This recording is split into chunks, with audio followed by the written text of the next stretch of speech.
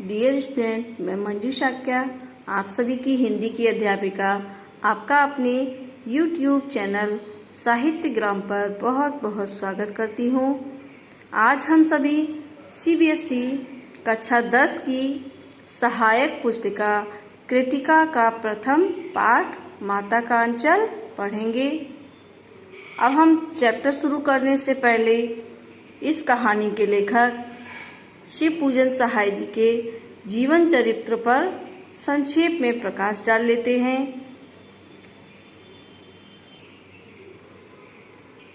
हिंदी के प्रख्यात उपन्यासकार आचार्य शिव पूजन सहाय जी का जन्म सन 1893 में बिहार के जिला भोजपुर के उन गांव में हुआ था।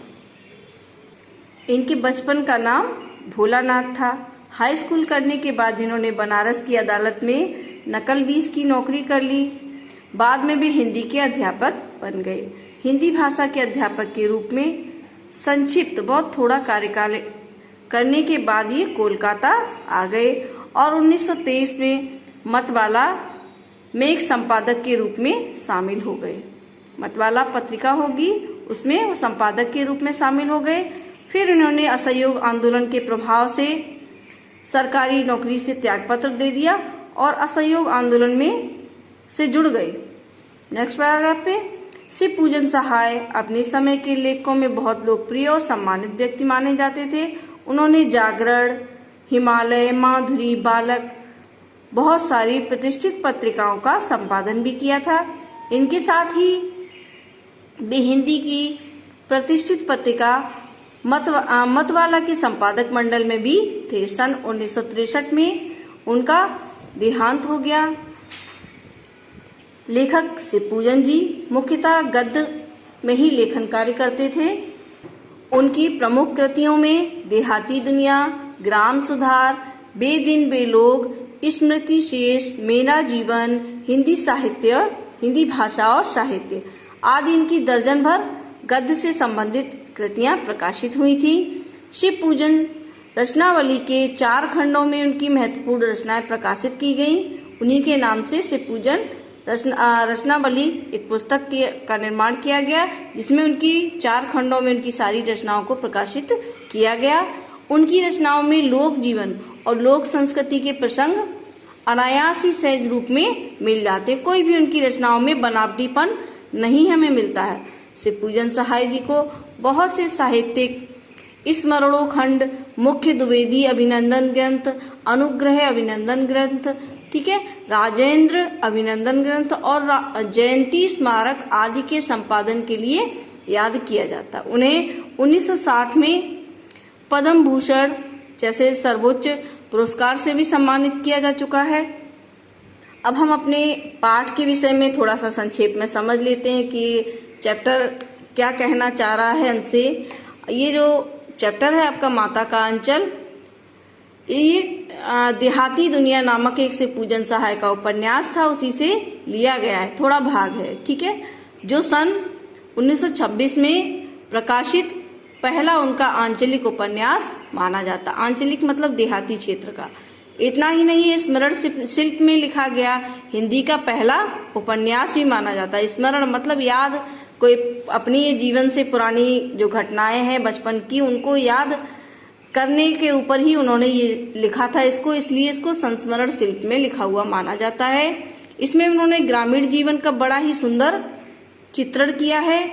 गांव के लोगों की भाषा का भी उन्होंने बड़ा सुंदर प्रयोग किया है। लेखक ने उपन्यास की भूमिका में संकेत दिया है कि ठेठ से ठेठ मतलब जो बहुत एकदम से बिल्कुल ही देहाती बोलते हैं जिसको, उसको ठेठ बोलते हैं।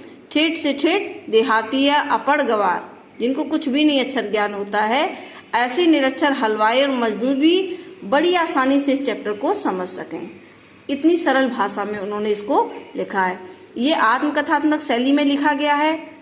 इसमें लेखक खुद अपने बचपन का वर्णन करते हैं कि किस प्रकार से वो जब छोटे थे तो पिताजी और माताजी या गांव का परिवेश कैसे वो बड़े हुए, इन सब के विषय में इस चैप्टर में उन्होंने बताया है। इसमें स्वयं उनका शिशु चरित्र भोलानाथ कथानक की कड़ी है। कथानक को आगे बढ़ाने का केंद्र बिंदु है। इसमें बालकों के खेल, कौतूहल, माँ की ममता, पिता का दुलार, लोकगीत आदि ऐसे बहुत सारे प्रसंग आए हैं जो हमें शहर की चकाचौंध से दूर गांव की सहजता को आत्मसात करने के लिए मजबूर कर देते हैं कि गांव वास्तव में कितना निश्चल, कितना प्रेम से भरा हुआ होता है। एक चीज और हमें इस पाठ में देखने के लिए मिलती है कि यहाँ पर बाल मन की, जो छोटे छोटे बालक होते हैं उनके मन के मनोभावों को अभिव्यक्त बहुत सुंदर तरीके से किया है लेखक ने। और इस पाठ के माध्यम से हमें उस जमाने के, उस समय के पारिवारिक माहौल, सामाजिक माहौल के विषय में भी पता चलता है कि उस समय इतनी सुविधाएं लोगों के पास नहीं थी और वो किस तरीके से अपने जीवन को यापन करते थे। चलिए अब हम चैप्टर की शुरुआत करते हैं। चैप्टर की शुरुआत 2 लाइनों से करते हैं कि जहां लड़कों का संग तहां बाजे मृदंग, जहां बुढ़ों का संग तहां खर्चे का तंग। अर्थात जहां छोटे बालक रहते हैं, साथ साथ खेलते हैं, वहां पर मृदंग बजने लगता है, एक तरीके से खुशी ही खुशी छा जाती है। लेकिन जहां पर बुढ़ों का संग होता है, जिस घर में बड़े बूढ़े ज्यादा हो या जहां पर बुढ़े व्यक्ति हो, वहां पर खर्चा भी बढ़ जाता है, अर्थात उनका दवा दारू का खर्चा बहुत सारा बढ़ जाता है। लेकिन बच्चे जहां पर रहते हैं वहां तो खुशी ही खुशी चारों तरफ फैली रहती है। लेखक बताते हैं कि हमारे पिताजी तड़के सुबह उठ करके नित्य कर्म से निपट करके पूजा करने बैठ जाते थे। हम बचपन से ही उनके अंग लग गए थे, अंग लगना उनसे लगे रहते थे, उनके पीछे पीछे ज्यादा, माता से ज्यादा पिता के पास रहते थे। माता से तो केवल दूध पीने भर का नाता था, जब भूख लगती थी तो बस दूध पीने चले जाते थे। इसलिए पिता के साथ ही हम भी बाहर की बैठक में ही सोया करते। वह अपने साथ हमें भी उठाते और साथ ही नहला धुला करके पूजा जब करने बैठते तो साथ में लेकर के बैठ जाते। हम भभूत का तिलक लगा देने के लिए उनको दिक करने लगते। भभूत मतलब जो राख का तिलक लगा देने के लिए, लार मतलब मस्तक पर उनको दिक करने लगते, परेशान करने लगते। वे कुछ हंस करके, कुछ झुंझुला करके, कुछ डांट करके हमारे चौड़े लिलार पर, मस्तक पर त्रिपुंड बना देते। त्रिपुंड मतलब 3 उंगलियों से लाइन खींच देते थे और हमारे लिलार में भभूत खूब खुलती थी। सिर में लंबी, मतलब बड़ी अच्छी लगती थी। सिर में बहुत लंबी लंबी जटाएं थी। भभूत रमाने से हम खासे बम भोला बन जाते थे, अर्थात छोटे शिव का बाल रूप में ऐसा प्रदर्शित होने लगता था कि जैसे वो साक्षात शिव के रूप में, छोटे बालक के रूप में आ गए हैं। पिताजी हमें बड़े प्यार से भोलानाथ कह करके पुकारा करते, पर असल में हमारा नाम था तारकेश्वर नाथ। ये भी शिव का ही नाम है। हम भी उनको बाबूजी कह करके पुकारा करते और मैया को मैया, बाबूजी, पिता को बाबूजी और माता को मैया कह करके पुकारते थे। जब बाबूजी रामायण का पाठ करते तब हम उनकी बगल में बैठे बैठे आईने में अपना मुंह निहारा करते, अर्थात आईने में अपना, शीशे में अपना मुंह देखा करते। जब वह हमारी ओर देखते तब हम कुछ लजाकर, मुस्कुराकर आईना नीचे रख देते थे, वह भी मुस्कुरा पड़ते थे। मतलब बच्चों की हरकतों को आपने भी देखा होगा कि बच्चे जब कोई भी अपने मगन होते हैं, अगर उनकी तरफ देख दो, हंस दो तो वो शर्मा जाते हैं और नजर को नीची कर लेते हैं। पूजा पाठ करने के बाद बाबूजी राम नाम लिखने लगते। उन्होंने एक राम नामा बही बना रखी थी, इस पर 1000 नाम वो प्रतिदिन लिखते थे और उसे पाठ करने की पोथी के साथ बांध करके रख देते। ठीक है, फिर 500 बार कागज के छोटे छोटे टुकड़ों पर राम नाम लिख करके आटे की गोलियों में उनको लपेट लेते और गोलियों को लेकर के गंगा जी की तरफ चल पड़ते। उस समय भी हम उनके कंधे पर विराजमान होते, उनके कंधे पर चढ़े हुए होते। जब वह गंगा में एक एक आटे की गोलियां डाल करके मछलियों को खिलाने लगते तब भी उनके कंधे पर ऐसे ही बैठे बैठे हंस लिया करते थे। जब वह मछलियों को चारा देकर घर की ओर लौटते तब बीच रास्ते में झुके हुए पेड़ों की डालों पर हमें बिठा करके झूला झुलाते थे। रास्ते में लौटते समय पेड़ की नीची डालियां होती थी, उन पर बिठाल करके झूला भी झुला देते थे। कभी कभी बाबूजी हमसे कुश्ती भी लड़ते। वह शिथिल होकर के, शिथिल मतलब अपने शरीर को बहुत अधिक कमजोर कर लेते थे और हमारे बल को बढ़ावा देते, ऐसे छोटे बच्चों के साथ बहुत से लोग इस प्रकार से खेल खेलते हैं ना कि चलो हम अपने आप को हरा देते हैं और बच्चे जीत जाते हैं, तो बच्चों का क्या मनोबल उससे बढ़ जाता है और हम उनको पछाड़ देते थे, मतलब गिरा देते थे।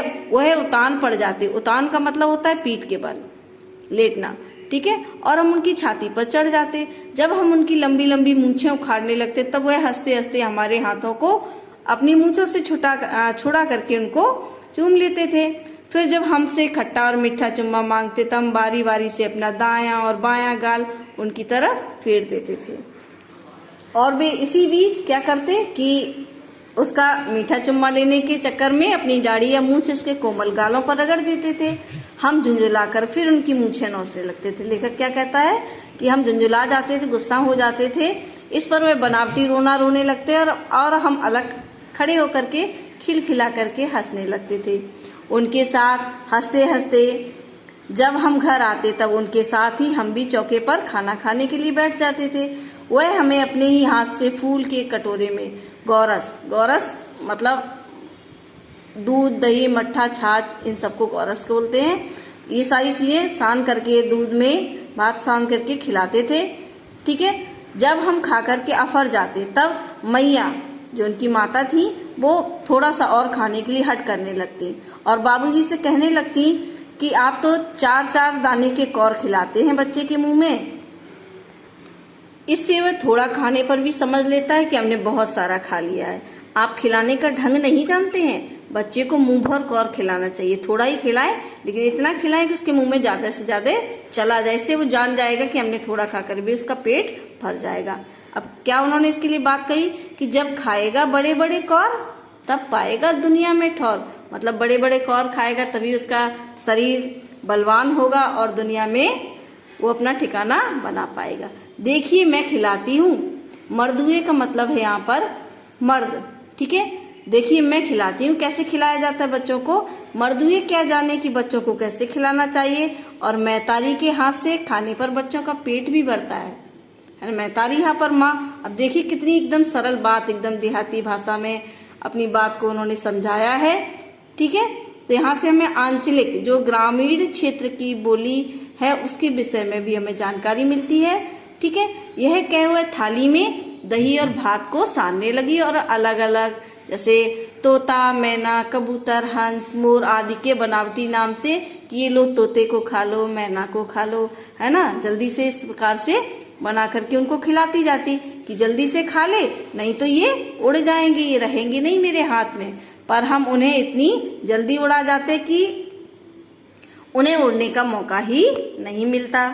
अब जब हम सारी बनावटी चिड़ियों को चट कर जाते अर्थात हमारा पेट भर जाता तब बाबूजी कहने लगते, अच्छा अब तुम राजा बेटा हो, जाओ खेलने चले जाओ।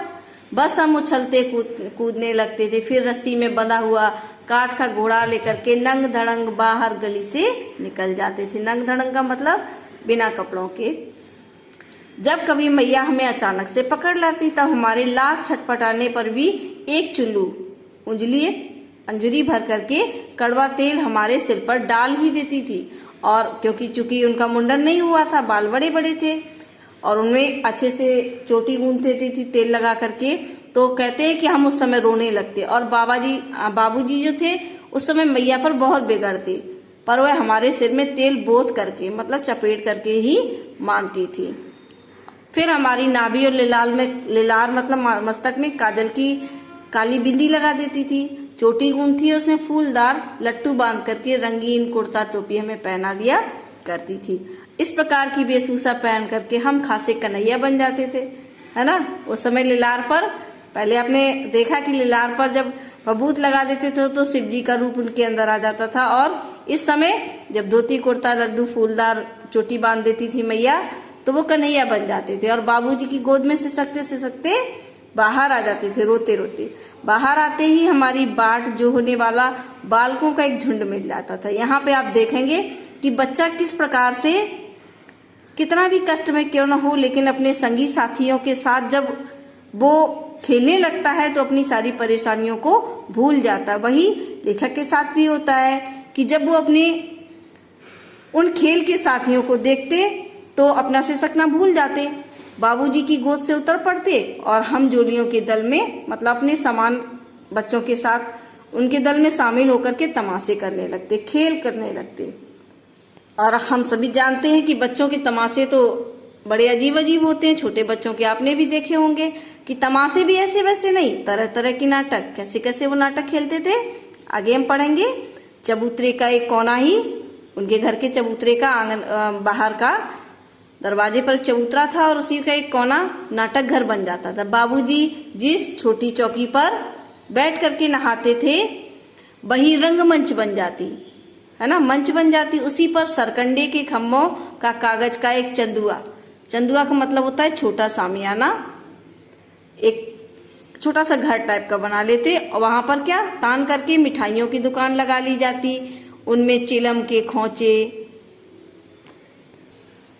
मतलब सामान उठाने वाला खोंचा जिसको बोलते हैं, इससे सामान दुकानदार भर करके पन्नी में डालता है वो चीज, ठीक है। तो उनके खोंचे बन जाते, पर कपड़े के थैलों में ढेले के लड्डू रख दिए जाते, मिट्टी के लड्डू रख दिए जाते। पत्तों की पूरी कचौड़ियां बनाई जाती, गीली मिट्टी की जलेबियां बना ली जाती, फूटे घड़े के टुकड़ों के बतासे बना लिए जाते, आदि मिठाइयां दुकानों पर सज जाती, ठीक है। ठीकरों के बटखरे, ठीकरे मतलब होता है बाट, यहाँ बटखरे का मतलब है बाट। जो छोटे छोटे टुकड़े थे उसके क्या कहते, पत्थरों के, उनके बटखरे बना लिए जाते बाट। और जस्ते के छोटे छोटे टुकड़ों के पैसे बनाए जाते, छोटे छोटे टुकड़े काट लिए जस्ते से किसी प्रकार। हम ही लोग उनमें से कुछ खरीदने वाले बन जाते तो कुछ दुकानदार।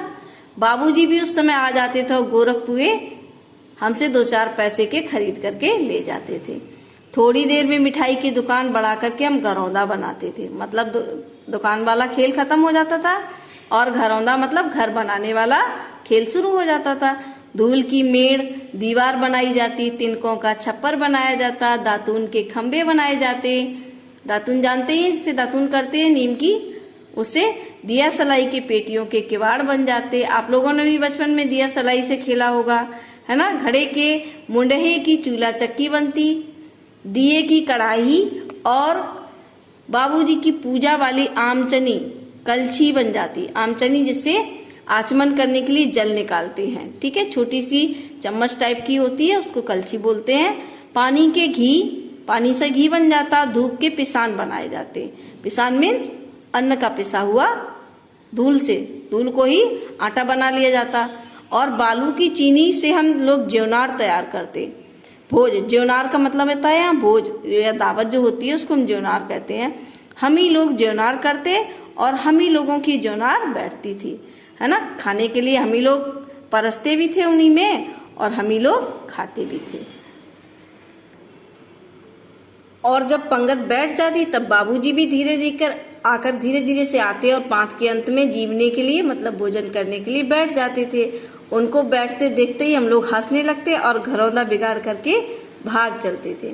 आपने भी देखा होगा कि छोटे बच्चे जब खेल रहे होते हैं तो कोई बड़ा उनके बीच में पहुंच जाए तो उनका खेल भंग हो जाता है, टूट जाता है और वो शर्मा करके भाग जाते हैं। वैसे ही उनके साथ भी हुआ, वह भी हंसते हंसते लोटपोट हो जाते। कौन लोटपोट हो जाते?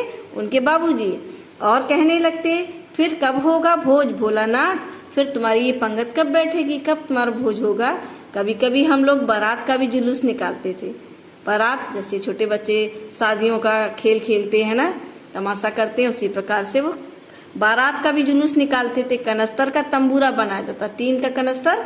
अमोले, अमोले का मतलब होता है छोटे जो गुठलियां होती हैं आम की, जो कच्ची गुठलियां होती हैं, है ना, उनको ऊपर से छील करके और उनका एक क्या बोलते हैं सीटी टाइप की बना ली जाती है जिससे फूंकने पर आवाज निकलती है, उसको अमोले कहते हैं। उसी को घिस करके सहनाई बन जाती। टूटी चूहेदानी की पालकी बन जाती। हम समधी बन करके बकरे पर चढ़ लेते और चबूतरे के कोने से चल करके बारात दूसरे कोने में जाकर दरवाजे लगती थी, लड़की के दरवाजे पे पहुंच जाती थी।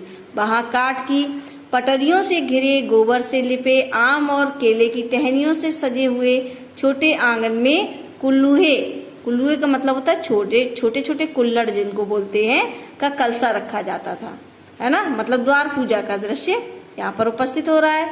वहीं पहुंच करके बारात फिर लौट आती थी। लौटने का समय खटोली पर लाल ओहार, ओहार मीन्स पर्दा, ठीक है, उस पे खटोली पर लाल ओहार डाल दिया जाता जिसमें दुल्हन को चढ़ा दिया जाता था। ऐसे ही अपना बच्चों का खेल है कि चलो इसमें हम दुल्हन, पर्दा डाल दिया, इसमें दुल्हन बैठी है और लौटने लगते थे बारात को लेकर के। लौट आने पर बाबूजी ज्यों ही ओहार उघार कर दुल्हन का मुंह नहीं रखने लगते और जब चबूतरे पर वापस आते तो तब तक बाबूजी भी आ जाते। बाबूजी, मैंने पहले ही बताया कि बाबूजी उनके हर खेल में शामिल हो जाया करते थे। और जैसे ही बाबूजी दुल्हन का मुंह निहारने लगते त्यों ही हम लोग हंस करके भाग जाते, अर्थात शर्म लगने लगती कि अरे बाबूजी आ गए, हमको इस प्रकार से खेलते हुए देखेंगे, और वो बच्चे सारे भाग जाते। थोड़ी देर बाद फिर लड़कों की मंडली जुट जाती थी, है ना। कुछ समय बाद फिर वो सारे बच्चे इकट्ठे हो जाते। इकट्ठा होते ही एक राय बनती कि अब खेती की जाए। क्या खेल खेला जाए? कि अब खेती की जाए। बस चबूतरे के छोर पर घिरनी गड़ जाती, घिरनी, और नीचे, उसके नीचे की गली कुआं बन जाती थी। चबूतरा ऊंचा होगा और गली नीची होगी, तो गली के ऊपर चबूतरे पर खड़े होकर के घिरनी, आपने देखा होगा कि जब गांव में जाते हैं ना तो गांव में कुएं अभी भी मिलते हैं। कुएं में एक रस्सी डाल करके बीच में एक इस हिसाब से बना दिया जाता है और बीच में लोहे की एक गोल, एक टाइप की एक सर्किल सा एक टांग दिया जाता है जिसमें रस्सी फंसाई जाती है और उसको खींचने पर क्या होता है, वो कुएं में अंदर जाती है और उसी से बाल्टी भर करके बाहर आती है, तो उसी को हम गिरनी बोलते हैं।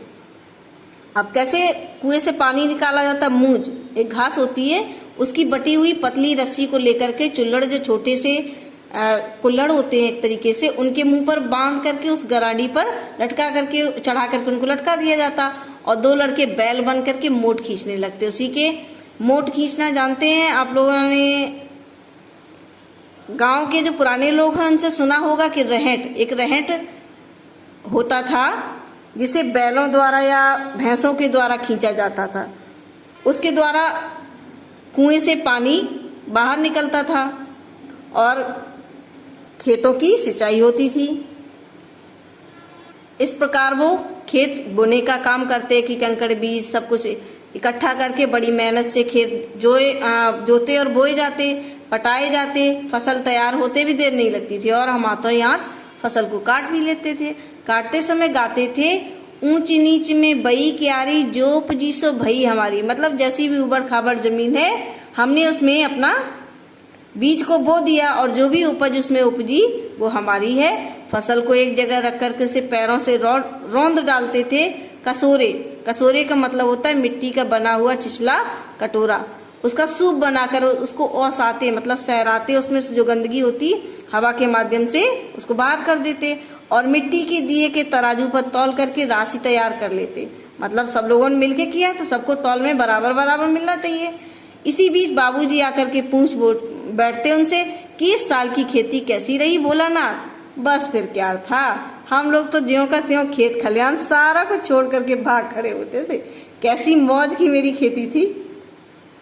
और ऐसे खेल तमाशे करते हुए बटोही, यहाँ पे बटोही का मतलब होता है राहगीर, जो रास्ता चलते गली में निकलते थे, वो बेचारे भी कुछ देर ठिठक करके रुक करके हम लोगों के तमाशे देख लिया करते थे। जब कभी हम लोग ददरी के मेले में जाने वाले आदमियों का झुंड देख पाते तब कूद कूद करके चिल्लाने लगते, चलो भैया ददरी, सत्तू पिसान की मोटरी। अगर किसी दूल्हे के आगे आगे, अब एक और यहाँ पर वो कहानी बता रहे हैं कि अगर कोई बारात गांव से जा रही होती थी कि अगर किसी दूल्हे के आगे आगे जाती हुई ओहार वाली पालकी देख लेते, मतलब पालकी पर्दे वाली देख लेते, तब खूब जोर जोर से चिल्लाने लगते थे, रहरी में रहरी पुराण रहरी और डोला के कनिया हमार महरी।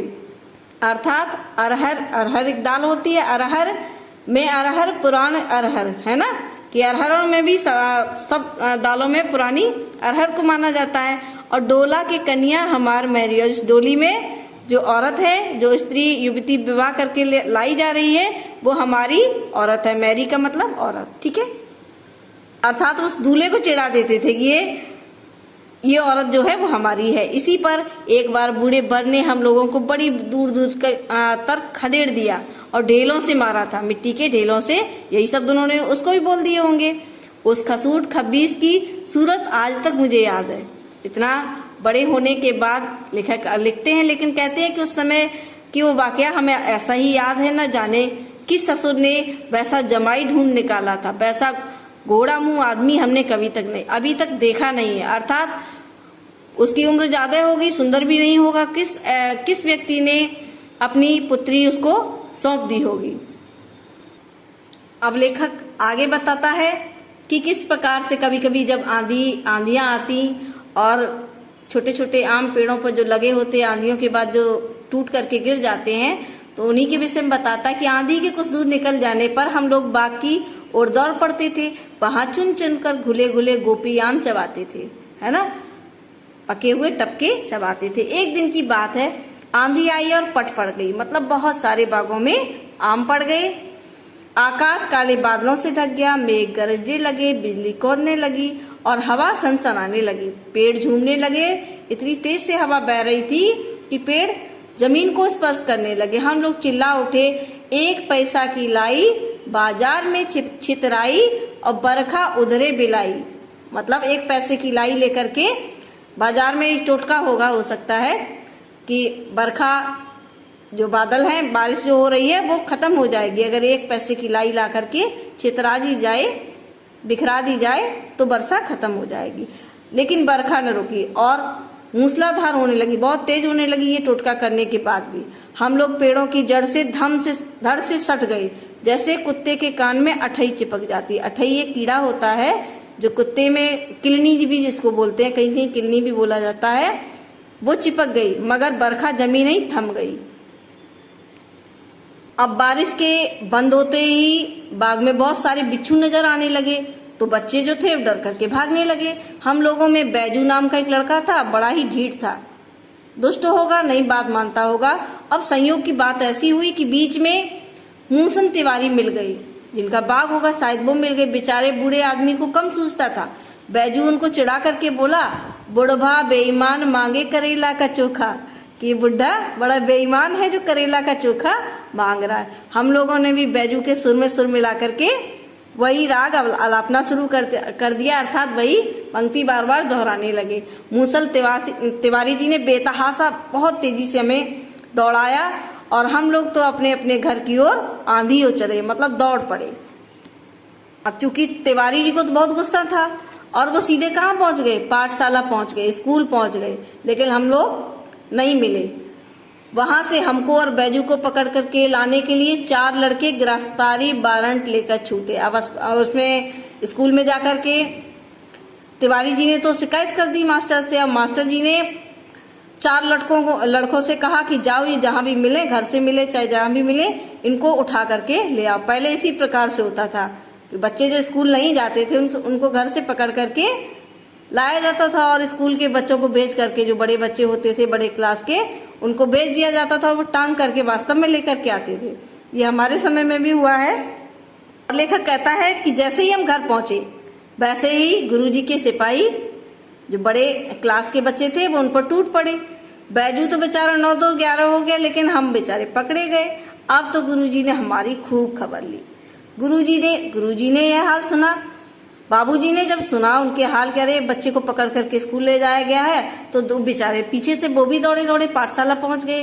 गोद में उठा करके हमें पुचकारने और फुसलाने लगे, क्योंकि ये बालक रो रहा था, भोलानाथ था जो रो रहा था। पर हम दुलारने से चुप होने वाले लड़के थोड़ी ना थे। रोते रोते उनका कंधा आंसुओं से हमने तर कर दिया। इतना रोए कि बाबूजी का कंधा पूरा आंसुओं से भीग गया। वह गुरुजी की चिरौरी करने लगे, मतलब उनको मनाने लगे और हमें घर ले चले। रास्ते में फिर हमारे लड़कों का साथी थे, उनके झुंड मिल गया। बेजोर से नाचते और गाते थे, माई मकाई गरड़ गरड़ पुआ, हम खाए पुआ न खेलब जुआ, है ना। माई पुकार गरम गरम, गरड़ गरड़ का मतलब यहाँ पे गरम गरम पुआ। जो माता जी है वो गरम गरम पुआ कब पकाएंगी, और हम खाए पुआ न खेलब जुआ, हम तो पुआ खाएंगे, जुआ नहीं खेलेंगे। फिर क्या था, हमारा रोना धोना भूल गया। अब इतना रो रहा था। ये देखो ना, बालकों की विशेषता यही होती है कि वो कितना भी कष्ट में क्यों ना हो, है ना। अब यहाँ पर तो लग रहा था बनावटी रो ही रहा था, ठीक है ना। लेकिन फिर भी उसने जब अपने संगी साथियों का झुंड देखा तो अपनी सारी परेशानी रोना भूल करके और बाबूजी की गोद से हट करके उतर पड़ा और लड़कों की मंडली में मिल करके उन्हीं के सुर में सुर मिला करके अलापने लगा, तेज स्वर में गाने लगा वही गाना। तब तक सब लड़के सामने वाले मकई के खेत में दौड़ पड़े। मक्के का खेत था, उसमें पहुंच गए सारे। उनमें चिड़ियों का एक झुंड चल रहा था। वे दौड़ दौड़ करके उन्हें पकड़ने लगे, लेकिन चिड़ियां तो बहुत चंचल होती हैं, उनको कैसे पकड़ सकते हैं। एक भी उनके हाथ में नहीं आई। हम खेत से अलग ही खड़े होकर के गा रहे थे। ये भोलानाथ थे जो, वो अपने में ही मगन थे और गाना गा रहे थे चिड़ियों के लिए कि राम जी की चिड़ई राम जी का खेत, खा लो चिड़ई भर भर पेट। ये तो राम जी का खेत है, तुम भी राम की हो, तो जितना मन आए उतना भर भर के पेट खाओ तुम। हमसे कुछ दूर बाबूजी और हमारे गांव के कई आदमी खड़े होकर के ये सब तमाशा देख रहे थे और यही कहकर हंस रहे थे कि चिड़िया की जान जाए, ये तो बच्चों का खिलौना है, अगर पकड़ में आ गई तो वास्तव में उसकी जान चली जाएगी। लेकिन बच्चों को क्या मतलब, वो तो उसको खिलौना समझते हैं। सचमुच लड़के और बंदर पराई पीर नहीं समझते, है ना। बंदर भी दूसरे के दर्द को नहीं समझता और बालक भी ना समझ होते हैं, उनको नहीं समझ में आता कि हमारी सरकत से किसको परेशानी होगी, है ना। एक टीले पर जाकर हम लोग चूहों के बिल से पानी उलीचने लगे। अब ये नया खेल करने लगे जाकर के। एक टीला ऊंची मिट्टी थी, वहां पर जाकर के चूहों का जो बिल था उसमें पानी भरा हुआ, क्या कहते, उसके पास पानी भरा होगा और वो अपनी उंजरी से, हाथ की उंजरी से पानी उलीच करके चूहे के बिल में डालने लगे। अब बिल में, चूहे के बिल में नीचे से ऊपर उसके बिल की तरफ उन्हें पानी फेंकना था। हम सब थक गए फेंकते फेंकते। तब तक गणेश जी के चूहे की रक्षा करने के लिए शिव जी का सांप निकल आया बिल से। अब जब सांप निकला बच्चों के सामने तो बच्चे तो रोते चिल्लाते बेतहाशा भाग चले। कोई औंधा गिरा, कोई अंटा चित्त, कोई चित्त गिरा, कोई पट्ट गिरा, किसी का सिर फूटा, किसी के दांत टूटे, सभी गिरते पड़ते भागने लगे। हमारी सारी देह लहूलुहान हो गई, गिरते पड़ते भाग रहे थे इसलिए सारी देह से खून निकलने लगा। पैरों के तलवे में कांटे चुभ गए और पैर हमारे छलनी हो गए। हम एक सुर से दौड़े हुए आए और घर में घुस गए। अब जब दौड़ते दौड़ते बेतहाशा घबराहट की वजह से दौड़ रहे थे, है ना, बेतहाशा दौड़ते दौड़ते जब वो घर में घुस आए, उस समय बाबूजी बैठक के ओसारे में बैठ करके हुक्का गुड़गुड़ा रहे थे। हुक्का गुड़गुड़ा रहे थे अर्थात तंबाकू पी रहे थे। उन्होंने हमें बहुत पुकारा, बहुत हमें आवाज दी। उनकी हम आवाज को अनसुनी करते हुए दौड़ते हुए मैया के पास ही चले गए, जाकर उसी की गोद में शरण ली। आपने एक चीज देखी होगी कि बच्चा कितना भी किसी से भी घुला मिला क्यों ना हो, लेकिन माँ से जो प्रेम होता है बच्चे का, वो उसको हम शब्दों में बयां ही नहीं कर सकते। जब मुसीबत पड़ती है तो बालक माँ को ही खोजता है।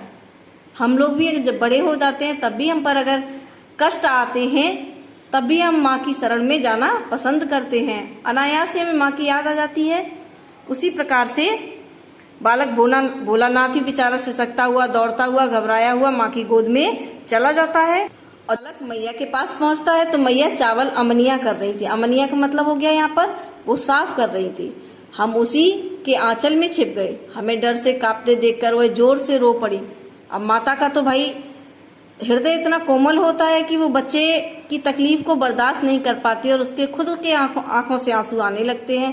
वही बात यहाँ पर भी हो गई कि मैया भी सारा अपना काम धाम छोड़ करके बालक को इस प्रकार से कांपते हुए, डरते हुए देख करके, रोते हुए देख करके खुद भी जोर जोर से रोने लगी। अधीर होकर हमारे भय का कारण पूछने लगी, बेचैन हो गई और बार बार हमसे पूछ लगी कि बच्चा क्या हुआ है, बताओ तो। कभी हमें अंग में भर करके दबा लेती कि शांत हो जाए किसी तरीके से, कभी हमारे अंगों को अपने आंचल से पहुंच करके उन्हें चूम भी लेती। बड़े बेचारी संकट में पड़ गई कि बच्चे को हुआ क्या है, वो कुछ बता ही नहीं पा रहा है। झटपट हल्दी पीस करके हमारे घावों पर थोपी गई, क्योंकि गिरते पड़ते घाव हो गए थे बहुत सारे। घर में तो भाई कोहराम मच गया। हम केवल धीरे स्वर से सा सा कहते हुए मैया के आंचल में लुके चले जाते थे। लुके का मतलब छुपे चले जाते थे। सारा शरीर हमारा थर थर कांप रहा था, रोंगटे खड़े हो गए।